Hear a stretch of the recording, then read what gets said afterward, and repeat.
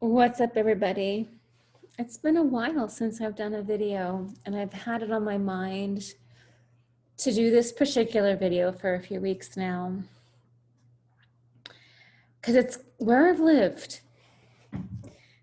So, one of the things that I've found solace in over the last decade, since 2009, has been astrology. And thank God for astrology, because what religion can't explain and philosophy does a good job of using its own um, words, I think astrology really just kind of nails it. Because the thing about life is it's cyclical. It's the only constant is change. And so in terms of what we can rely on, that would be it. And I'm really happy to admit that I am pretty much done with my Pluto square. So Pluto square Pluto is something that happens depending on when you're born, anywhere between like 35, 42, somewhere in there. That's going to start changing. It's going to start to happen later in life now that Pluto is moving into Aquarius, because Pluto was making its round on the zodiac on the quickest part of the path for the last like 60 years. And now Pluto is getting ready to go way out in outer space, and it's going to move a lot slower. So thank God I got mine out of the way, right? In the last decade, I have had, literally in the last 10 years, since 2011, I have had 8 Pluto transits. So I kind of feel like an expert now. And as a result of even just the current transits, it made me go back and look at like any childhood hits I had, like Pluto on my moon when it was in the last fixed sign of Scorpio. And it's been interesting. So let's talk about Pluto for you astrology people out there who want more on Pluto. My cat just wants to join the conversation. Let's talk about Pluto.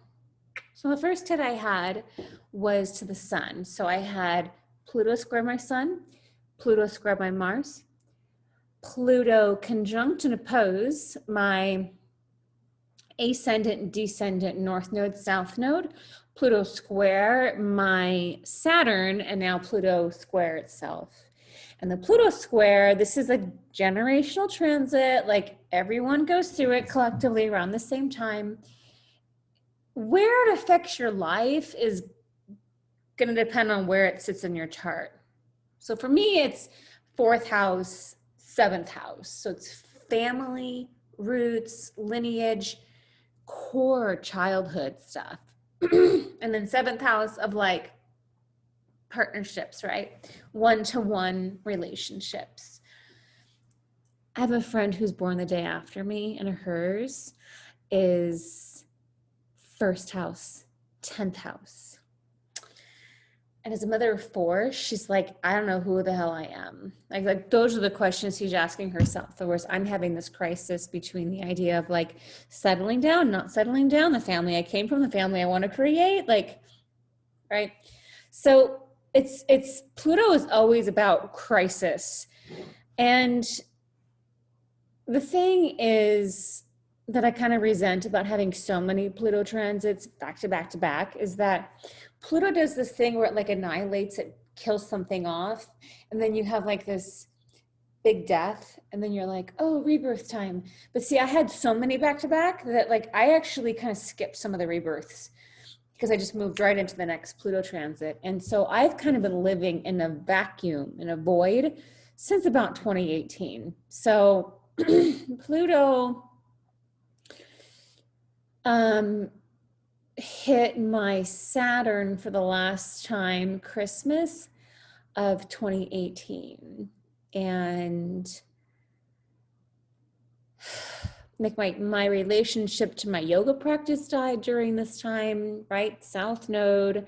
It's amazing. Like it amped it up. It was like, oh my God, you're the superstar internationally as it went over my ascendant. And then it just annihilated it as it went over the nodes. Thank you. So he was really like, here is the most amazing thing ever. And now we're going to kill it and take it away. And I've just been living in this vacuum ever since. So I'm really looking forward to my Pluto square concluding, because I will not have another Pluto transit for like 20 years. It has to get all the way up to 22 of Aquarius before I have another Pluto hit. It'll be to my Venus, right?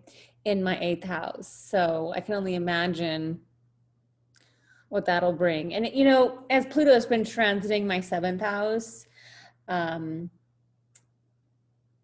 yeah, it's interesting.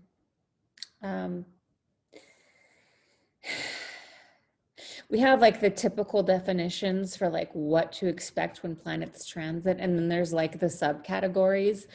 And I find that I've been dealing with a lot of the subcategories. Like even when Saturn hit my 7th house, it wasn't like, oh, it's time to get into a serious relationship.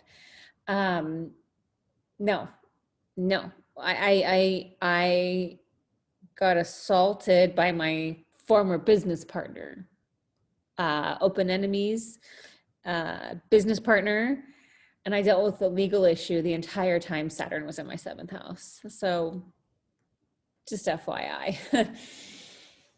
Don't always assume it's going to be like the most obvious thing when you're dealing with a transit. But Pluto, back to Pluto, Pluto is about that whole annihilation process. And while Pluto can mean literal death, it's typically an identity or an ego death that we're dealing with when we're dealing with Pluto.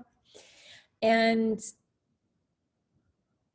it's fascinating to me because now that I know the rules, like, what do you want this time, Pluto? I just, you know, it's like you're being robbed. You're like, just, my arms are up. I'm not even going to fight it. What do you want?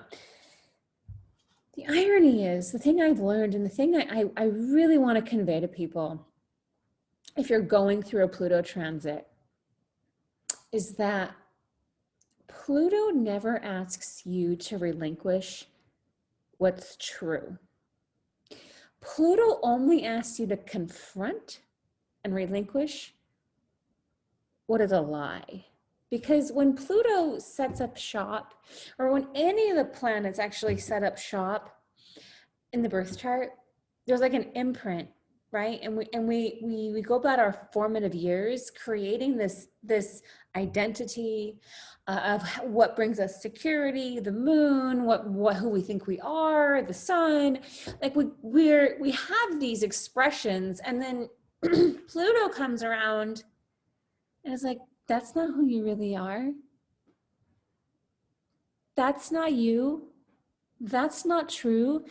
And so in the process of going through a Pluto transit, it's incredibly painful because you're so terrified of finding out that your deepest, darkest lie is actually true. And why do we bury lies under the rug or in the closet? Because we're ashamed. We don't want the truth to come out. So for example, when Pluto hit my sun, and Pluto on the sun is usually a very public thing, like because the sun is kind of like, again, it's your ego expression. So typically Pluto sun transits, like everyone kind of sees the demolition. Pluto moon transits are like really private because it's your moon. But excuse me, Pluto on my sun, my brother died. I almost lost my business. My health went, like, it was the most humbling time for me in terms of my ego, because things that I thought would never and could never happen to me, right? I was lying to myself, did. And I had to settle up with that, right? I was like, oh, okay, I'm mortal. Great.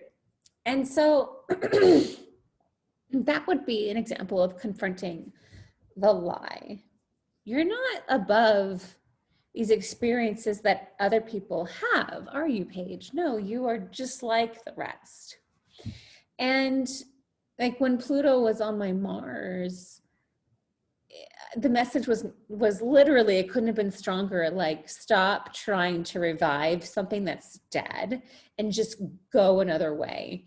And what was so fascinating to me about that Pluto on my Mars was like it annihilated my relationship to my masculine side. I had no choice but to move forward in the feminine after Pluto literally killed off my Mars, right? So Pluto doesn't typically work the way we think. Most planets, it's like, oh, Mars, masculine, Pluto, power. You're probably going to have a lot of power in your masculine side. No, because Pluto works again on the lies, on the shadow side.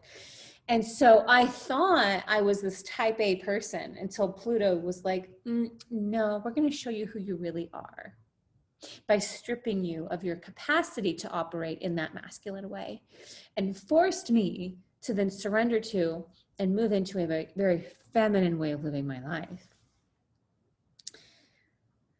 Like I said, when Pluto hit my ascendant, descendant, that's when I realized like two things. Like when it hit the descendant point, I was like, okay, the jig is up. Like I can't live on my own island the rest of my life. Like maybe partnership isn't the worst thing in the world.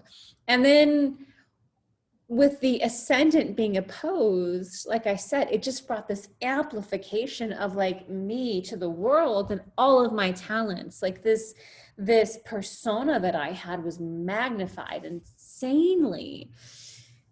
And I hit goals I had for 20 years. It was incredible.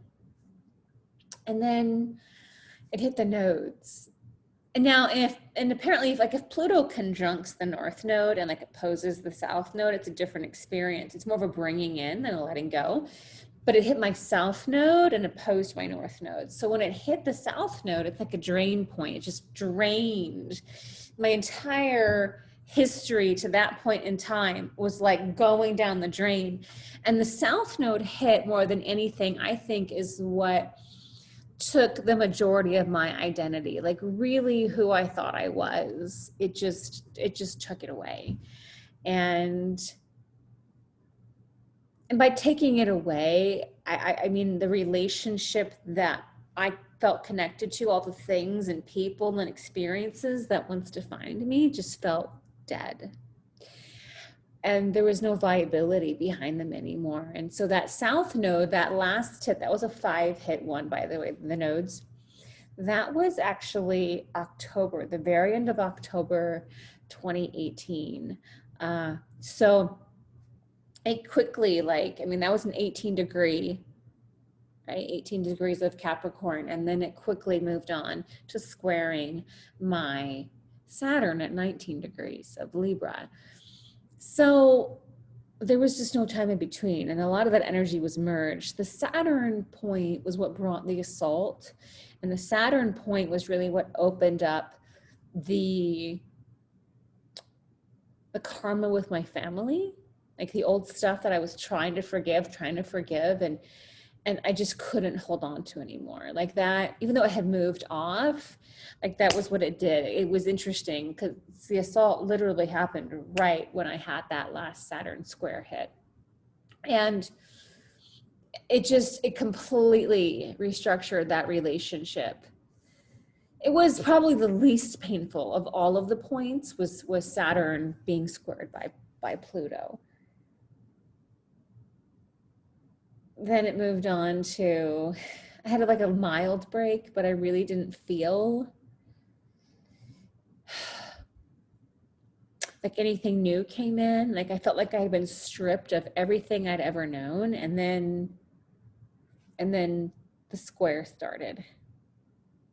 And the square has absolutely been just this amplification. And the thing that I've noticed is, and the words I've used to describe it, is it's like I have nothing to hide behind anymore. I mean, 8 Pluto transits in 10 years. I mean, it stripped me of anything I've ever known. And the square is really interesting because it's the completion of a cycle, right? Like if it starts, wherever it starts in your chart, when it squares, that's the end of a cycle. And so it was really like just completely eliminating just every aspect of myself on every level, to the point where I was like, does anything resonate? And I made a small video about this, and I just basically put it out there. I'm like, we create so much, and we're driven to build and do these things because the last thing we want to experience is a void of purpose. Like, no one wants to feel like we're just here chilling for no reason. It's an incredibly uncomfortable feeling. And when yogis are like, oh, we have to like not identify with anything, like that's enlightenment. No, that's not enlightenment, that's hell. When you have nothing that wakes you up in the morning that you're moving forward to, that's hell. That's not nirvana. That's not enlightenment. That's incredibly painful. And I've been living through it for 3 years now. It's awful. So I've been like, let's try this, let's try this, let's try this, let's try this. And nothing is filling it. It's all just like I'm throwing all the spaghetti at the wall. Nothing's sticking, right? And so to be void of purpose, right? And so I finally just with this last Pluto hit, like I'm 2 minutes away from it being exact. For the last few months, I'm like, I can't, I'm here. I don't know why. And that's all I can say. Nothing resonates, I don't relate to anything or anyone. And it's not that I don't feel valued, because I have some incredibly beautiful, intimate relationships in my life. And yet I'm not relating, right? Like, I'm not relating to the role that they're telling me I play for them. I'm not relating to this role. I'm glad that they value me, but I'm not relating to it, right? And it's just really uncomfortable. And understanding the nature of this annihilation, I'm like, I can't resist it. I just have to let it die off. Like, all of these things that I thought I was, this type A person, this incredibly accomplished woman, right? Finished 4 series to the Astrology's watching, and built businesses and published a book, and none of it feels like mine. I feel like a total imposter to the things I've created, because there's been a death of the relationship. And I really have no clue, like, what's on the other side of this. Like, no clue. All I can say is that who I thought I was, once again, like, I'm being stripped of who I thought I was. Who I will become, or who I am underneath it, I have yet to find out. And it's like, again, the lie. Just discovering all these lies about who I thought I was. And I'm okay with it. Like, I don't have a problem reinventing myself. I think the thing that has been the most challenging about this whole process is like, will there be anything that I will want to reinvent to? I think that's the scariest part, because when you're in the birth canal of transition, it's dark and you don't see anything, right? And I have, for the most part, created and accomplished pretty much the majority of what I wanted to do. And the things that I haven't done, I'm not even looking at them right now and going, yes, I want to do those. I'm looking at them and going, whatever, like, I don't know. I mean, this Pluto square has absolutely brought me to a space of just true detachment, like true detachment, where I'm not leaning on any aspect of me, who I thought I was, or my life at all. I have no idea what's coming in terms of identity, in terms of the material realm, in terms of people. I have no clue. And the death of it, probably maybe the most scary part for some people, is that I don't even care. And I'm not saying that in a depressed way. I'm not saying that in like I want to die way. No, I'm literally saying that in like I just hope there's something I relate to. Because this empty space that I've lived in for so long, like I'm starting to feel like it's home. And it's as uncomfortable as it is, like it's all I've known. I forgot what it feels like to be passionate and relate on that level. I forgot. That's a scary thought, you know? So Pluto is all about, undoing the lies. And I just think, what's left? You've taken so much, like, what is left, right? I don't know. But I wanted to make this video about Pluto because I don't think enough people give Pluto credit. That whole like dark night of the soul thing. Those are Pluto transits. I guarantee it. It's a Pluto transit. When I read for people and they tell me some of their horror stories, and I'm like, what year was that? It's a Pluto transit. So anyway, I just wanted to share this update because this is kind of where I've been for a while. And even though I've been living and creating and traveling, internally, I'm not relating really to any of it. And I hope to arrive in a space where I relate again, where I can say, yes, I agree with how you see me, because I want to be in that space and relate in that way, because I just don't anymore. It's a really, really, really weird space to be in. So, yeah, I think the astrology is probably the only thing that's actually survived all of these Pluto transits.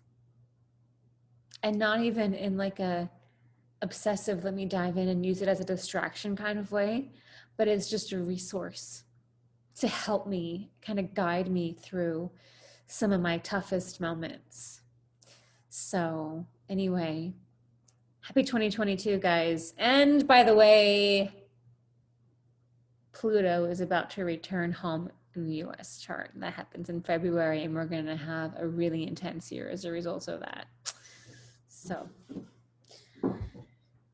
I'm still around if anyone wants to connect with me, and I hope everyone has a great 2022. All right, bye.